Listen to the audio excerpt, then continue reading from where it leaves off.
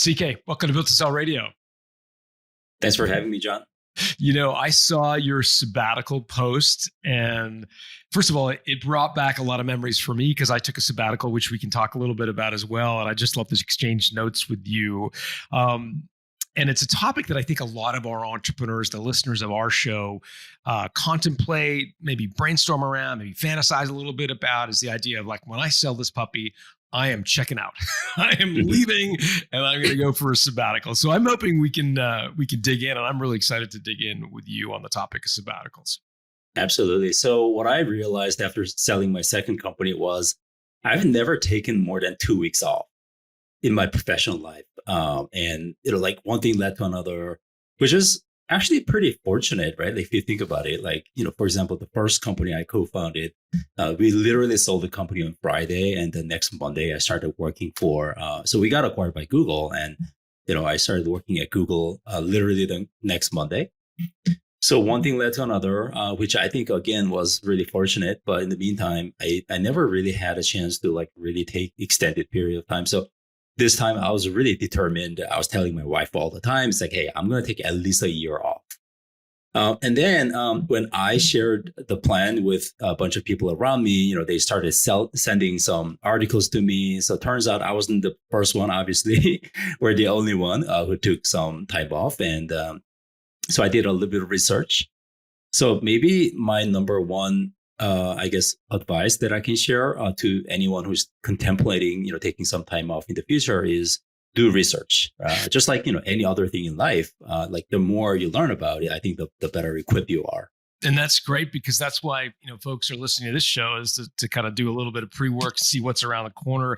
But it would be important, I think, for our listeners to know, how did you get the chance to go on sabbatical? Maybe just talk about the Tapas exit briefly, how what happened and what gave you the opportunity. Because again, a lot of our listeners would be expecting a 3, 5, 7 year earnout or some sort of like equity role. They don't get to walk away the day the acquirer kind of shows up with the paid, their checkbook. So just walk through the Tapas exit briefly and why you were able to take time off. Absolutely. Yeah, so my most recent exit, the company was called Tapas Media. And what we did was we built a publishing platform for, we call IP creators. So like serialized storytellers, those people who wanted to create their stories in a serialized manner, optimized for mobile consumption. So that's what the company was about. We had, about 40,000 content creators. And we had, we were number 2 in our category, which were because we had digital comics and digital novels as the main medium, we had the App Store, the subsequent category, and we were number 2 in the US. So that's what the company did. So we ran the company for, sure. Let me see if I can just clarify, because I'm a Luddite when it comes to technology. When you say digital storytelling, I think of, I don't even have Instagram. My wife jokes with me all the time, you're such a Luddite. But when I think of Instagram, she tells me there's this feature called Stories. That sounds kind of like the same thing. Are you talking about Instagram Stories, or is it something similar to that? How people understand what it is that you yeah, I would say something similar, but then a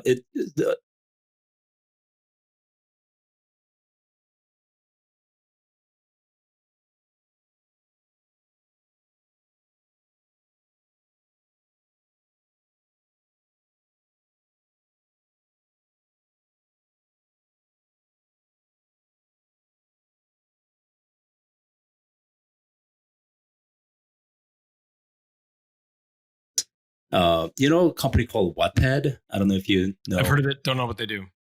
Right. So we were kind of similar to Wattpad and Webtoon, which was another company. So we were kind of in a similar category.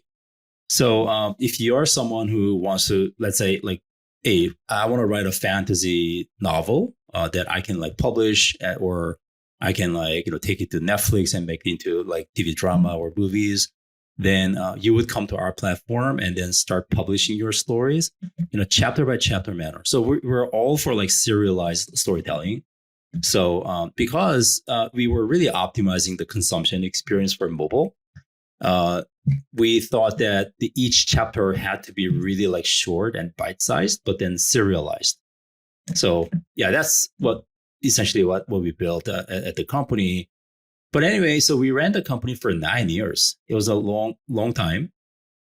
We thought like I thought that I would be running the company for like 2 years, and if things didn't really work out, then I would probably go back to Google or something. But you know how it is, right? It's like, what feels like 2 years had turned out to be 9 years. um, Did you so give we up a lot of stock options when you left Google? so I was at Google for 4 years, so I was fully vested. So no, I don't think I left a lot behind, but I Fully learned a vested, lot. meaning you were able the shares that you had, they were options or they were share units that you could buy and sell in the stock market. But both. Okay, Yeah. so you Yeah. were fully vested. You were able to. There was no kind of economic reason to stay at Google other than the paycheck. Well, I mean, nice food, but Okay. yeah, they have pretty good cafeterias. Hey, it's John. Look, if you're building to sell, I want to let you know about a resource you may find helpful. It's called the Value Builder Score, and it will evaluate your company in the same way that acquirers will look at your business. It'll give you a score on the 8 factors that drive the value of your company. You'll also get an estimate of value and things you could do to improve that value over time. Whether you want to sell now or in a decade from now, knowing how the movie ends, I think puts you in the catbird's seat, gives you all kinds of negotiating leverage. So it's available exclusively through a Value Builder advisor. So talk to your advisor. If you don't have one yet, you can go to valuebuilder.com/score. Let us know what industry you're in, and we will connect you with an advisor who specializes in companies like yours. Just go to valuebuilder.com/score. So you left Google, you went to you started Tapas, you were there for you built it for 9 years. How big did you get it before you decided to sell? So we were about to raise Series C funding. So we were raising about, I think like $30 million. This was our Series C, and we got the term sheet because the company was doing pretty well. We were profitable. We had about 40 million ARR. So the company was doing pretty well by this point. So we didn't have any difficulty finding the term sheet for our Series C. So we were about to sign. So what happened was, as you raise funding, you have to go back to your existing investors and then get the approval from them, right? And one of the existing shareholders turned out to be Kakao, a Korean company that we eventually sold the company to. So yeah, so it was like, hey, we're raising this money, and can you approve this transaction? And then they were like, hey, like why do you raise money from elsewhere? Like we can put in more money. But I didn't like that idea because they already had a certain position at the cap table. So I didn't want them to have too many shares. So, there was some back and forth. But so that eventually turned out to be an acquisition discussion. And long story short, the whole process, I would say, took about 3 months, which was not bad. I mean, I've seen like some deals taking like years, right? But yeah, 3 month deal. And then eventually, yeah, we signed. And the closing price, I want to say, was 510 or 508 million. Is that right? Yeah, $510 million value. Got it. So kind of 12 times ARR, if I'm doing my math right, ish. 11, 12 times, something like that. Pretty good exit. Mm-hmm. Yes. Amazing exit. I shouldn't downplay incredible exit. And well, this was 2021. So admittedly, this was the top of the market, right? So like timing wise, from our point of view, obviously it was a good exit. Because the market was really good, but then hindsight is 2020. We didn't know we were at a really good market back then. And I was contemplating a lot about, like, I still remember like taking a long walk, with my wife about selling, not selling, because we were going to raise money. We had a term sheet in place.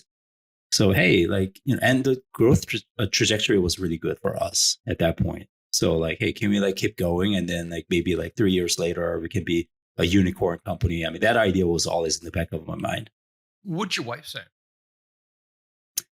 So my wife wanted me to take, take things a little easier because she's seen everything from the side where, obviously the company was around for many years. And I was like, year 9 still like felt like year 1. So like, you know, I was first one to work and I was like always working. So, just seeing that, like she was like, hey, you can maybe sell the company. Of course, that wasn't going to mean like, hey, like taking a break from day one, but like, at least you have less, sense of responsibility that way. So my wife was, encouraging me to sell. She was in the pro camp. You were kind of on the fence. Yes. What tipped you over? Well, I mean, I thought about like 3 to 5 years later, what gives me the higher chance of winning, right? So like if I raise money and keep going, and of course, like, there's a lot of all these uncertainties, right? So it's like, would we be able to build a bigger company just by keep going, or should we just sell? So it really came down to one thought, which was, hey, what is the key winning factor in this market, in this business?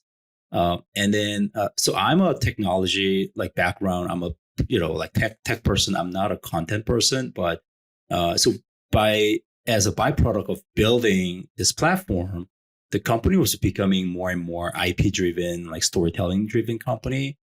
So I thought that the key winning factor would not be necessarily technology, but more like IP and content.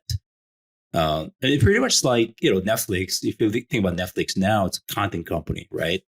It's a TV movie company. But when they started out, it was a streaming, more like tech driven. So I think we were kind of like going through that path. And I thought that, hey, like if the key winning factor is content and stories and IP, then it may not be the area that we can dominate. So that was like, I think the tipping point. And did you also contemplate the differential in terms of valuation multiple between a content company and a software company? So software companies typically trade at a multiple of ARR. You were growing very quickly and you commanded at 11, 12 times ARR, which is an unbelievable multiple, an incredible outcome. Yet a content business, deeply reliant on people, the vagaries of human beings, not necessarily quite as scalable, trades it at usually a multiple of EBITDA. Maybe a tech-enabled content company, a low multiple of revenue. But were you contemplating like, if we get into the business of being a content company as opposed to technology company, our valuation is going to plummet? Yeah, that's a very good point. Something that I don't think I didn't know, but like, that wasn't the key factor. It was more like who can create this IP better. So would it be us or would it be the acquirer? Because the acquiring company was also in a similar business. They had a huge market share in Asia. So I guess it's closer to, let's say, like pharmaceutical company in the US, like they're selling to big pharma in Asia, for example, right? Thinking that, hey, like what's going to be in the pipeline in the next like 5 years. And then when it comes to that, they might have a better advantage than us. So, yeah. Interesting. And how did they lock you in, the acquirer? I noticed you went on a sabbatical in, I think, 2023 and you sold in 2021. So I'm guessing you had a kind of a 2-year, Mhm. I don't know, what was the transition period? Was it an earnout or was it like just a, employment contract? Yeah. So the surprising thing there is I didn't necessarily have an earnout period. So it was a really good deal. It became a competitive deal actually. So that's why we were able to like sign a very favorable term for us. But I did stay with the company for 2 years ish because obviously it was a good exit for everyone involved. There's moral responsibility to make sure everything works really well. We also ended up like merging my company to another company that the acquiring company acquired to run like build this combined entity. So I ended up running the combined entity for a little bit of time as well. Mhm. So so I did stay with the company for a couple of years. And then decided at some point to take a sabbatical. What was the kind of genesis around deciding to go on a sabbatical? because again, I think a lot of tech entrepreneurs, serial entrepreneurs, you already started a couple of companies. The natural inclination would be like, okay, I've done it twice. I'm pretty good at this. Let's go do it a third time. What made you decide to do a sabbatical instead? Oh yeah, I've seen those people. I'm sure you have seen a lot of those A people too, lot. right? Like Yeah. jumping directly back in. Yeah. I don't know. I mean, there's a lot of different factors in play here, like your age and your family situation. So I have three now, but back then I had two kids, and they were, I think, something like 10 and 8. So obviously, wanted to spend more time with the kids and family, wanted to travel more. By the way, all of this I think I did. So like, sabbatical turned out to be, I'm sure we're going to talk more about that, but it was one of the best experiences in my life. And I'm really, really happy that I, had the chance. But yeah, what led to it? Yes. I guess, the seed was always there, right? Like you think about, like, even though you're not like thinking about it every day, I think the seed was somewhere in the back of your head that it kept growing, and then by the time I left the company, I was like, okay, like now is the time. I think a lot of people are asking themselves as they listen, like, how rich is CK and how big was his exit that he is able to go on some giant sabbatical? So, I mean, if you're comfortable sharing what your take was, please share it. If not, we can use some sort of proxy for, you know, like when we talk about wealth at Value Builder, we talk about like, do you have enough money to kind of fund your lifestyle in the short term, medium term, long term, or do you have enough money to do whatever you want? Another way to think about it is like, are you NetJets wealthy, or like G5 wealthy? Like, do you know what I'm asking? Are you post economic, where effectively you could live comfortably and buy anything you wanted for the rest of your life, so that it forces you to contemplate, like, okay, well, what am I going to do with the rest of my life? Does that, can you answer that question directly? Sure. I don't know about like dropping the numbers here, but like I'll just put it this way. So like the company we sold, I was the only founder, single founder company. By the way, about that topic, the biggest regret that I had in my previous company was that I was a single founder, solo founder. I really wanted to have a co-founder.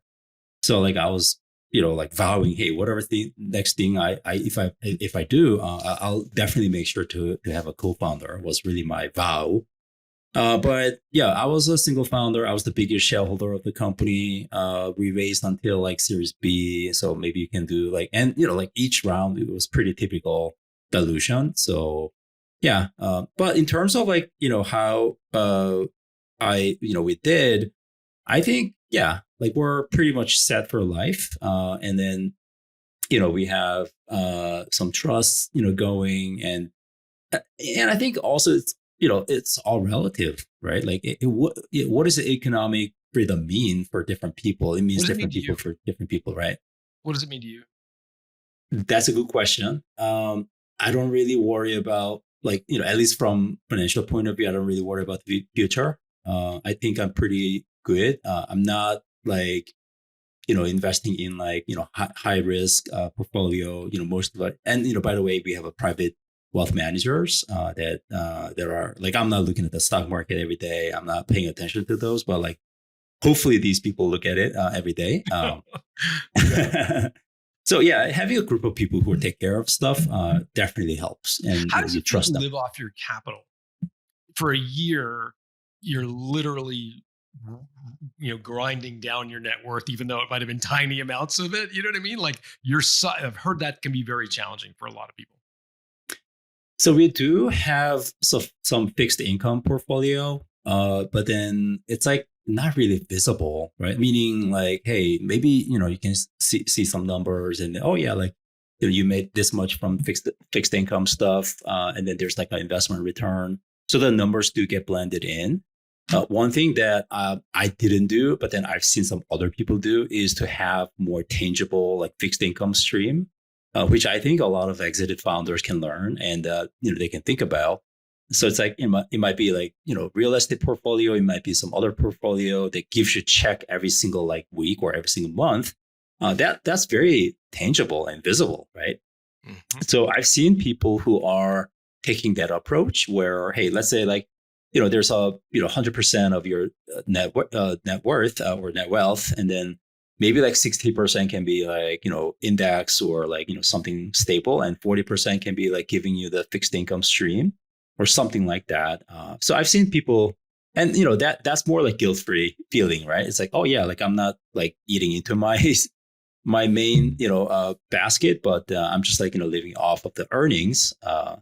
So that's something that I do have to a certain degree, but then it's not as visible or tangible as some other people. I think this is brilliant advice. This idea of having some fixed income, just like a dividend income, or like some treasuries that are spitting out some sort of regular. I've heard from other exited founders just how difficult it is to like live off the capital iceberg, because every time you sell some chip to fund whatever it is you want to go do, and it can be just your everyday life, your mortgage or your groceries or whatever, you're having to like sell a share of Google or sell a share of Nike or whatever. It's very psychologically difficult, as opposed to what you're describing, which is this sort of nice little steady income. And you're like, yeah, I'm just living off my capital, but it's kind of a steady flow. So interesting. I mean, it may not affect their net wealth that much, but then I think it's more about psychology and mindset. It's like, you get to like be very defensive. It's like, oh, like I'm eating into my main chunk. So then, people look at it, it kind of pushes you in the defensive mode, as opposed to like, hey, like this amount of money I can invest, this amount of money I can spend. Like, yeah, just imagine like owning 5 gas stations, right? Talk a little bit about the choice of what you did on sabbatical. Like, did you travel? Did you what'd you do?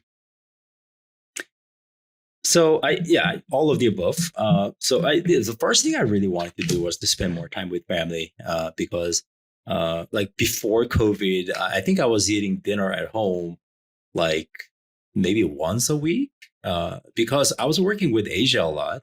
Like I would be staying at the office until like 7 or 8 regularly, and then come home.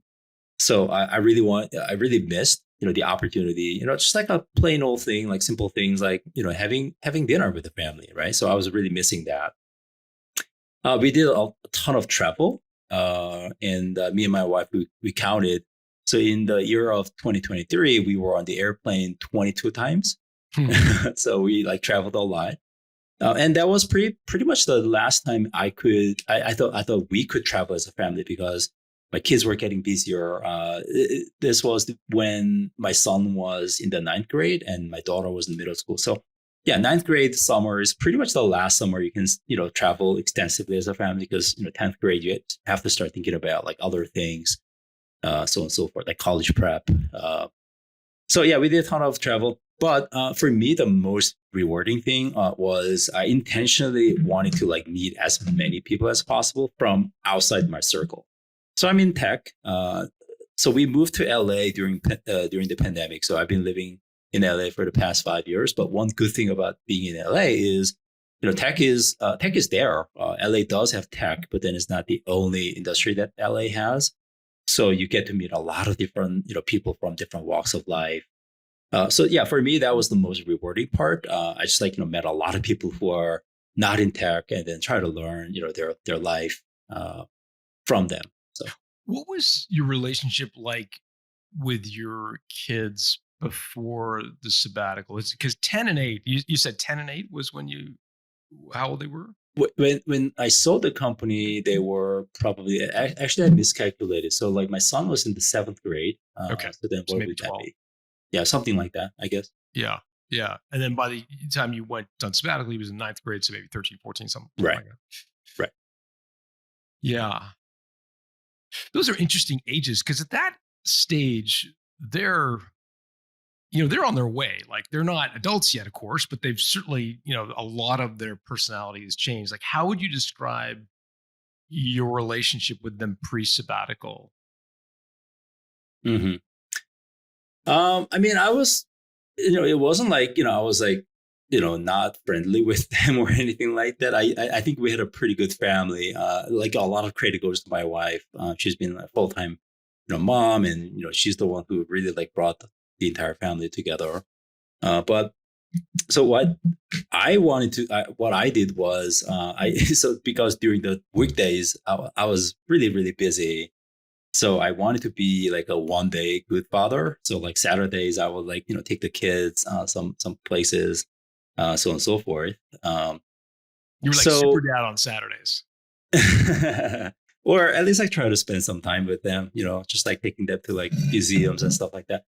Um, so I would say like one thing about sabbatical was they saw me much more, right? So like I became the primary, driver, chauffeur, and then like they would see me more often and just more time. And travel again, was really, really helpful. So we spent the entire summer in Europe. So that was like 2.5 months, and kind of like designing the itinerary together. So I started like asking my son. My daughter was too young, but hey, make a reservation at this place, and then he would like do that. So yeah, like almost like a co-pilot navigating together. I think that was a really good experience for us. Yeah. Get so many questions about that. When it comes to that time, how was it to be just around? And I guess I'm asking because sometimes if you're the hero, conquering hero that walks in from a busy day at 8 o'clock at night and you're running this big company, you're kind of on this mythical level to your kids, right? Especially at age 12 and 14. Like, there's dad, he's taking on the world, he's coming home and he's spending a little bit of time with us. Isn't that precious time? But it's not that just the everyday farting around, just kind of going to get the groceries and dropping them off at ballet or whatever. It's like all of a sudden, I think some people feel kind of demoted in the minds of their kids. Like, oh, dad's a regular dude. He kind of puts his pants on one leg at a time. Like, was there what was that like for them for you to sort of kind of be in that sort of like everyday guy as opposed to hero mode? Yeah. So Did you feel, first of all, am I putting words in your mouth? Did you feel that way? And if so, kind of maybe expand. hmm, like that's a really interesting point. And now that I think about it, I think the change was more gradual, and particularly because we were working from home. So like to me, honestly, I think like pandemic was a bigger change, from the perspective of what you just described than exit necessarily, in my opinion, because yeah, pandemic, like, we were all like at home, and then we spent a lot of time together at home. That was, and again, before COVID, I was always out, but like after COVID, I was almost like forced to be in. So the kids were already seeing me a lot of me, back then, and yeah, like it wasn't, so for me, like the exit was, I think in hindsight, it was a good thing, meaning uh, it didn't really happen like abruptly, like, hey, before and after, and even the sabbatical. So it was more like a gradual change. Sometimes I see some exited founders who sold the company to like something like private equity, and then, they're like out from like day two, right? For them, there's, all kinds of bad things like identity crisis, and you don't even access your email anymore. So a very like cliff, off the cliff kind of experience. For me, it wasn't. It was pretty gradual experience. Even after I left company, I had access to my email to a certain period of time, so on and so forth. So yeah, it was pretty gradual for me. So the actual sabbatical itself, you traveled a ton. You were kind of everyday dad. What was the most surprising thing about being, like, as you look and reflect back on it? What sort of took you by surprise? Hmm, that's a good question. What took me by surprise? Because you've already admitted that you did a ton of research, and you strike me as the kind of guy that doesn't make impetuous decisions. Like, you think things through deeply. So I'm guessing there was a lot of thought that went into it. So tell me what surprised you, even despite all the research. So one surprise was the amount of people who were trying to get into my calendar. Like even though I told them, "Hey, I'll be on sabbatical," and some people actually took that as a sign that they could just like take up the space in my calendar. So yeah, the lesson I think there is, you got to be very intentional about like taking the time off. So you kept And your public like calendar link live so people could literally just kind of schedule on your. no. No, no, not at all. But like, people would ping me all the time. It's like, like Facebook Messenger or like text me, all kinds of like, different channels. They would like reach out to me and then they were like, oh yeah, now that you have more time, I saw that you left the company. So probably, they were thinking I have a ton of time in my hand. So finally, that's so like no like bad intention or anything, in a lot of cases, right? How'd you handle those Uh, requests? I said no to a lot of things, but there Gracefully, were or like, did you have a things. go-to stock line that you use? Like, how did you say no to all these friends that connections? Yeah. So first of all, I wasn't able to like say no to everyone, right? I mean, there were people that I had to meet. So like even during my sabbatical, it wasn't like a completely empty like schedule. Like a lot of times, I still had to like do some calls. I still had to like take those coffee meetings because these are the people that I couldn't say no to. For example, you can imagine like, people who believed in our company early on, and then they were like cheering, from the sidelines, or sometimes investing in my company. I mean, these are the people that I have owe a lot to. So like I had to like catch up with them when they're in town. Obviously, I was trying to meet them. But there are many other cases that I had to say no to. And then my go to line was just being honest. It's like, hey, I'm trying to take some time off. And then if I say yes to everybody, then there's physically no way that I can take any time off. So hope you understand. But yeah, and most people were like very understanding. Uh, yeah. At some point, did you contemplate leaving LA? A lot of founders like they physically, go permanently move and they go to Spain or they go to New Zealand or whatever. Was that part of your calculus? Did you consider that? Well, with the kids in school, it's very difficult. So we already moved once from the Bay Area. So we were in the Bay Area for 10 years.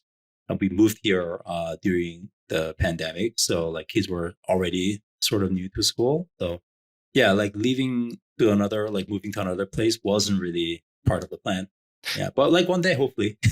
Yeah, it's funny. I've heard a buddy of mine did a sabbatical, moved to the UK, and his kids struggle a little bit, and he was sharing that it's really easy to move kids up until about 13 or 14, but in particular girls for some reason, but I'm sure it happens to boys as well. But once you pass 13 or 14, it becomes really difficult to move them. It becomes majorly impactful, like negatively for them. Mhm. uh I guess social connections, friendships mature to a point where just leaving them is very destabilizing for a 13 or 14-year-old. So I think from that perspective, you made a wise choice. At least Yeah, I that's agree. my experience for sure. Mhm. I agree. What about the monotony of it? Like I shared in the opening remarks that I have done a sabbatical. I did 3 years in Europe when our kids were younger than yours. They were 3 and 5 at the time. And if I'm honest with you, I mean, I have very fond memories of the experience and wouldn't have changed it for the world.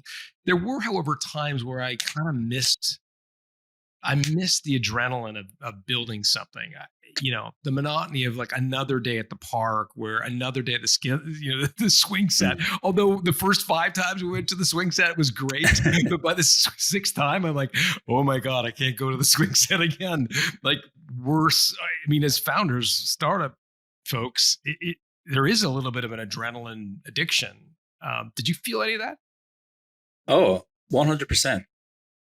So I think it didn't really hit me during like normal times. Like like normally I was doing fine, but then when you're taking time off, usually a lot of times like your friends or your connections, they're still working and making advancements, right? It's like you see your close buddy like raising like huge amount of money and then like publishing it on LinkedIn, and you see some other people who are like, oh yeah, like I'm hanging out with, especially being in LA, there's, a lot of like glamorous connections. Like, people hang out with like movie actors and Sure. actresses at cocktail parties.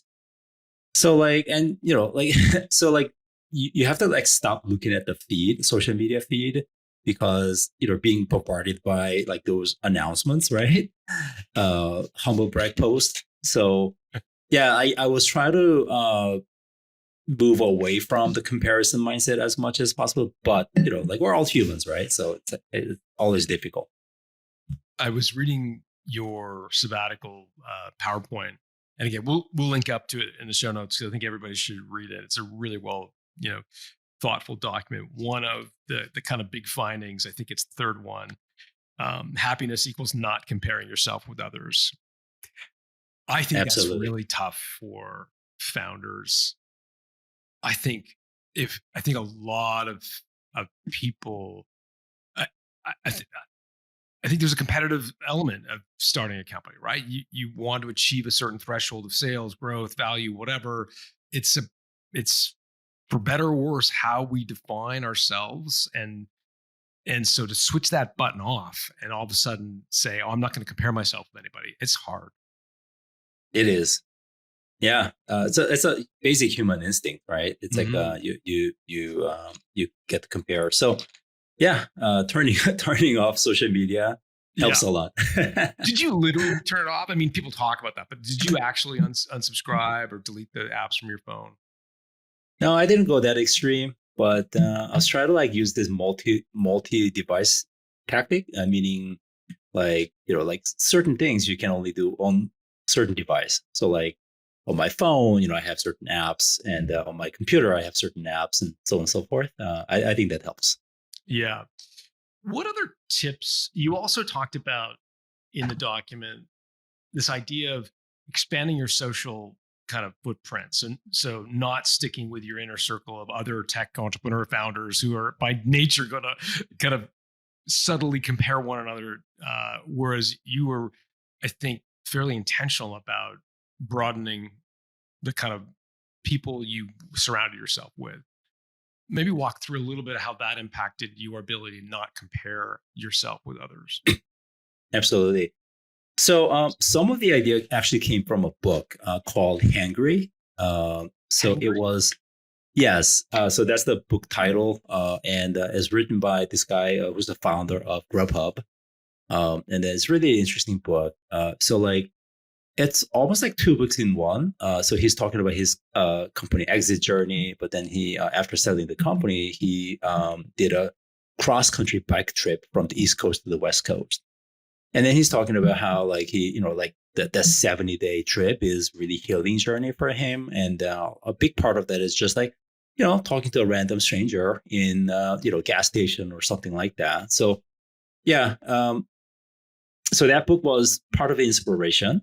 Uh, so what I did was just like, there's no like magic formula or anything like that. It wasn't anything fancy. Just like, talk to people, right? It's like sometimes it might be like other parents, because again, out in LA, I'm probably the only tech person in my like daughter's friends, circle. Their parents, they do a lot of different things. So, sometimes you hang out with other parents, or sometimes you just like, get to talk to like, we were remodeling our house, and then like, there were people who were, doing the remodeling, and then, I got pretty close to like people who are working on the project. And then it's like, hey, like, what is your life story?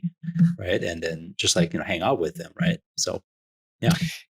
The sabbatical is behind you now, and I'd be curious to know if you could do it over again. And if you imagine you're talking to a group of owners who are listening to the show who are about to have the option of going on sabbatical, right? They're going to sell their company. They're going to have the ability to potentially take some time off. What might you do differently if you could just kind of rewind the clock? So one thing I didn't end up doing was doing at least like one crazy thing, like, something that you can talk about like, years later, right? Like this is something you can point to. Not It's not that you have to do it, but in my opinion, like now that I think about it, it's like, hey, that could have been one thing that I could have done. Like what? Like I don't know, like Himalaya trekking, or like one thing that I really wanted to do was the solo walk, Camino de Santiago. The community, yeah, in Uh, Europe, yeah. yeah, yeah. It's like 2 week solo walk, basically, right? Or it can be like 10 days. You can design the journey. But yeah, I know like four of my friends who did that, and then they're university, they can't like stop talking about that. So must be something there. So it can be that thing, or it can be like I don't know, like Patagonia or like North Pole, like whatever it might be. It's just like a one crazy thing that you do. Doesn't have to be physical travel. It can be I don't know, like some other stuff, learning new skills, like one wacky thing, one kind of wild card kind of thing. I didn't Unpredictable. get to. Yeah. Yeah. Yeah, for sure. One of the other questions that I want to come back to is this idea of sort of uh, wealth, in particular, how you've dealt with it with your kids. Your kids are now at an age where they can Google dad and mom, and they can figure out everything they need to know about about you. And and I think the paranoia of most founders who have sold, the worst case scenario is bringing up kind of lazy, entitled kids who feel like, well, I'm just going to inherit all this money, so why do I need to do anything anyways? How have you decided or not to talk to your kids about the money stuff? Yeah, so we didn't really talk about money stuff until fairly recently. So I think it was around end of last year that topic came up. Until then, we didn't really talk about the wealth stuff with our kids. Uh, so one thing that we told our kids was we're gonna support you until probably college, like or some sort of like if they go to graduate school and then they need some money, that's fine. So like yeah, we can help them until they're ready to go out to the society, go out to find their jobs, uh, and that's the support that we can make. But after that, you're on your own. Is pretty much what we told them. And if they need more resources, after that, maybe we can lend them money, right? It's like and they were like, oh yeah, but it's like from the bank of dad, isn't that? No, I mean, you're going to be dealing with third party people because we do have money managers. So you're not going to be like talking to us. You're going to be talking to them. So it'd be like interest free loan or something like that, but we'll probably lend you money. So we gave them like a very basic idea. It wasn't like, hey, like, but I think it came up pretty casually. And then we just like told them, hey, these are some of the principles that we have now. So it was a pretty casual conversation, but I think the kids got the idea. Yeah, yeah. I think it's smart. I mean, everyone has their own approach to this. Buffett, of course, said, "I'll give them enough to do anything and not enough to do nothing." I think was his line, but I think that's sort of an interesting way to frame things. Meaning, like they're not going to starve; they're going to get an education, but they're not going to be able to sit around. And my daughter was like, hey, like I have a question. So like, if I become a homeless person, are you going to help me or not? And then we told her, first of all, hopefully you're not, become a homeless person. And second of all, like if you, so like, that's the other important thing, like, that we're passing on. It's not just money that we're passing on, hopefully enough motivation, hopefully enough knowledge and, just kind of readiness that you don't ever become a failure. Not ever, like, because you never know, right? But hopefully that doesn't happen to you. And money is not the only factor, only thing that we can, pass along in order to, make sure that you don't become that. Yeah. I was doing a little bit of homework before our conversation, and I understand your father is or was a professor, an academic. And I remember one line in the interview you did, which was something to the effect of, anything less than a doctorate is a failure in my father's eyes, because as an academic, that's his sort of lens through. I'd just be curious to know what his thoughts were about your career choices and ultimately your choice to take a sabbatical. Did you ever talk to him about that? Yeah. So he was a professor, university professor, and we had a very academic kind of atmosphere. But then he also at some point tried business and failed. So maybe that had become even more motivation for him to like, make sure, hey, you stick to academics. He's also very old. Like I'm the last child of my family, so like he's obviously very old. So he has an old school thinking as well. Um, but I think overall, the business worked out, and then he likes that, he appreciates that. But then, yeah, even when I was running the startup, he had like his viewpoint was, hey, like why do you do that? I mean, he didn't say out loud as much, but it's like I could sort of like see him like like academic. So it's like different value system, right? It's like for him, like getting the PhD and then becoming something like professor was probably a better like journey than like toiling in the uncertainties, and then you're like always stressed out about like getting the company up and running. So yeah, different value system, I guess. How did you talk to him about the idea of taking a sabbatical? I don't know. I'm not sure if I told him specifically about sabbatical. But yeah, I mean, we also visited him back in Korea, so like he probably knew that we were taking time off with the kids. So yeah, like for him, any chance. I mean, that's another thing that I feel a little bit like bad about, because like we've been living here in California, but both me and my wife, we come from Korea, and then we have extended family back in Korea. So like, not showing the kids grow as much, we always kind of feel bad about it. Yeah. Mm-hmm. But you've had a chance to go back more recently in the Yeah. sabbatical and so forth. Yeah. Yeah. What are you up to now? Tell me about the new company, and I'd obviously be curious to know how you got there and what made you decide to get it back into the game. Yeah. So one approach that I took was I'm not going to start anything until like one day I wake up in the morning and then I feel very compelled to. It's like, hey, like I'm really excited about it. I mean, kind of going back to earlier discussion, that conversation we had, right? Like I've seen like people who are jumping right back in, and it's like I don't know, like you can't just like go, right? You have to like sometimes take a step back and then like think about. So for me, I really thought about. So one book I really recommend to a lot of people is called Ikigai. It's a Japanese book.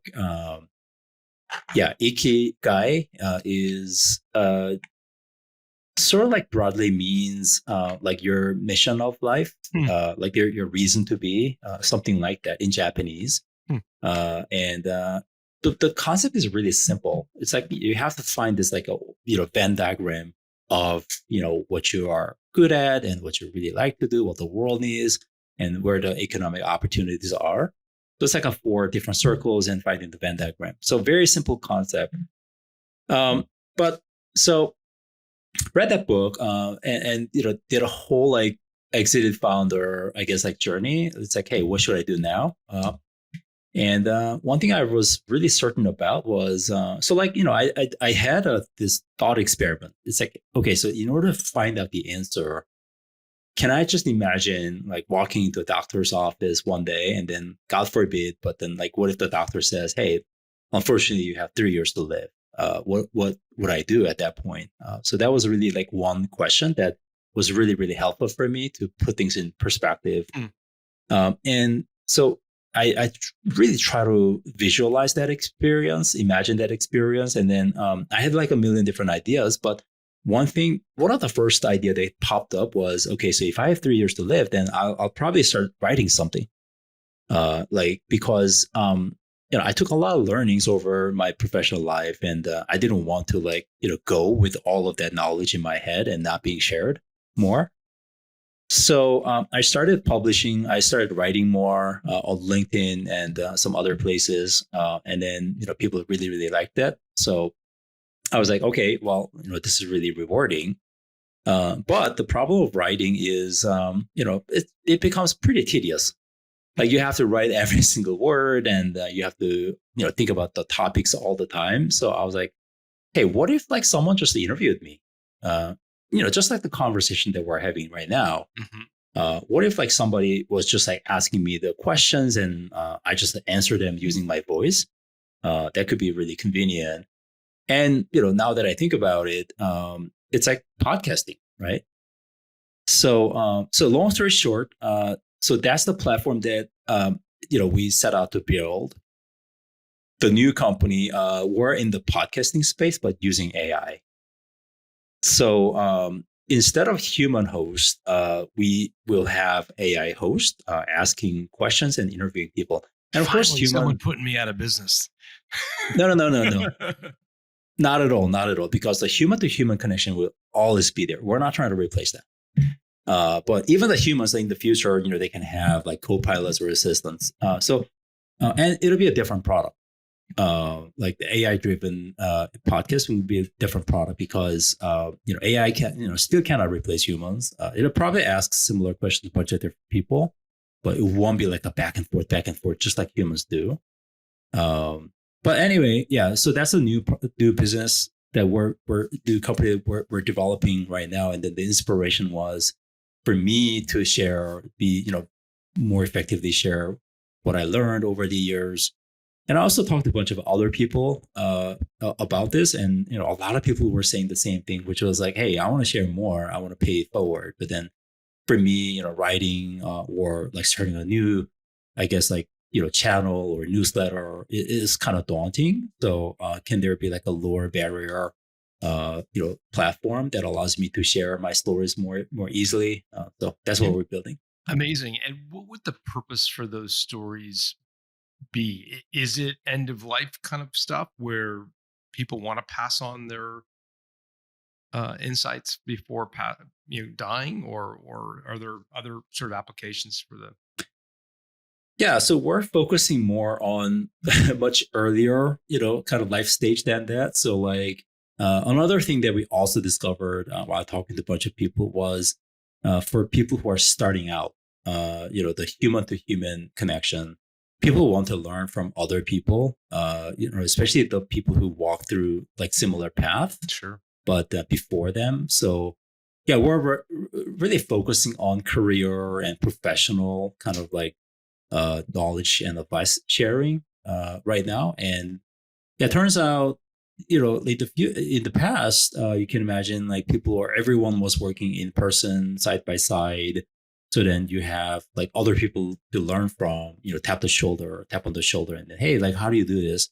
But with remote work, with AI, it's becoming more and more difficult to find people who can be it's like a Jedi relationship, right? Jedi Mhm. master relationship, kind of becoming harder to find those figures. So we're trying to, connect people who you can imagine something like, hey, I'm like a finance student at UCLA. I'm about to graduate.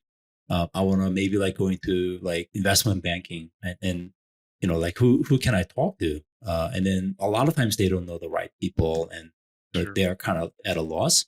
And like if you get matched with, let's say, somebody who was at Goldman Sachs for like 5 years, and then they have learned about this profession, right? And hopefully they can share, pros and cons about their job, things to watch out for, things like that. So yeah, we're trying to build this storytelling platform for people who have that experience, so that other people who are interested in getting the field, they can kind of like, get the life wisdom from the people who have walked the same path before. I'd love to learn more. Where can people find out about the new company? Yeah, the company's name is Saywise, Say Wise, and you can go to saywise.com. Awesome. CK, we will put that and the two books that you referenced, the hangry one I want to go out and get right now, and all of the kind of references, and also the LinkedIn post, the PowerPoint that you put together about your sabbatical, in the show notes at builttosell.com. Thanks for doing this. Thank you so much, John. It was my pleasure talking to you. No, it was my pleasure. Thanks, CK. Thank you.